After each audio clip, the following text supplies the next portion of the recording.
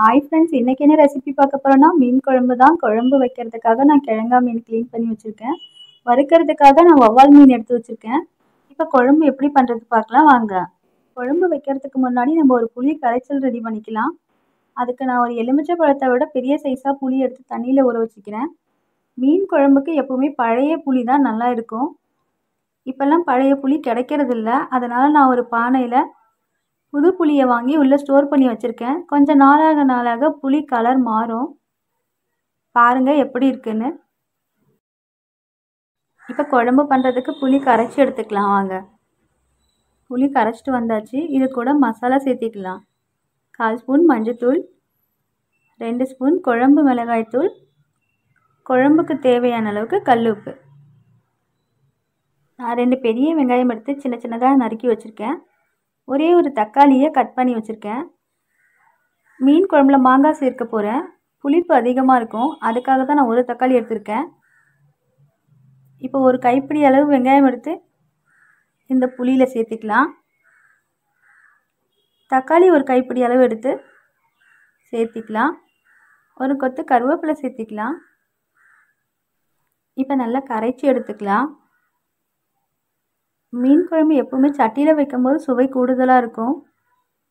அவ்வளோதான், கரைச்சாச்சு. இப்போ நம்ம வேறு பாத்திரத்தில் மாற்றிக்கலாம்.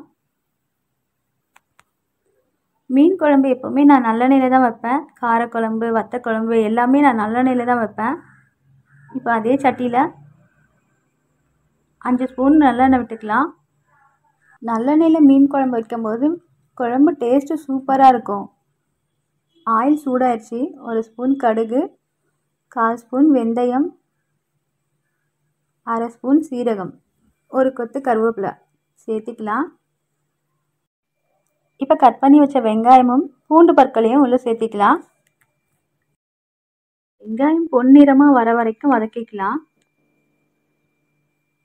மீன் குழம்புக்கு வெங்காயம் எப்பவும் பொன்னிறமாக வர வரைக்கும் வதக்கிக்கணும். இப்போ ஒரு தக்காளியை கட் பண்ணி வச்சுருந்தோம், அதை உள்ளே சேர்த்திக்கலாம். தக்காளி நல்லா குழைவாக வர்றதுக்காக நான் கொஞ்சம் கல் உப்பு சேர்த்திக்கிறேன். சேர்த்திட்டு அடுப்பு லோ ஃப்ளேமில் வச்சு ஒரு 2 நிமிஷம் தட்டு போட்டு மூடிக்கலாம்.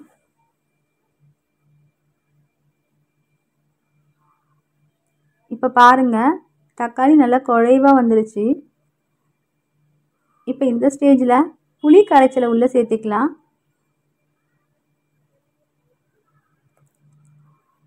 சேர்த்திட்டு உப்பு, காரம், புளிப்பெல்லாம் சரியாக இருக்கான்னு செக் பண்ணிக்கலாம். குழம்புக்கு தேவையான அளவு தண்ணி சேர்த்திக்கலாம். நான் அந்த பாத்திரத்துலேயே கொஞ்சம் தண்ணி ஊற்றி அலசி உள்ளே சேர்த்திக்கிறேன்.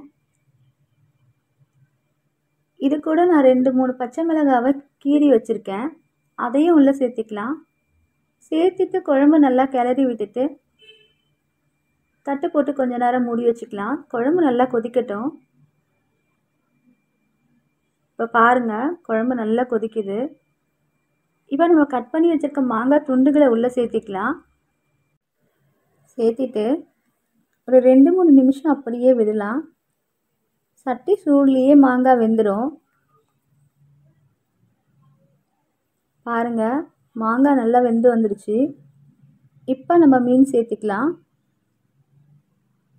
குழம்புல மீன் சேர்த்திட்டு கரண்டி போட்டு கிளறிட்டே இருக்கக்கூடாது. மீனெல்லாம் கரைஞ்சி துண்டு துண்டாக உடஞ்சிரும்.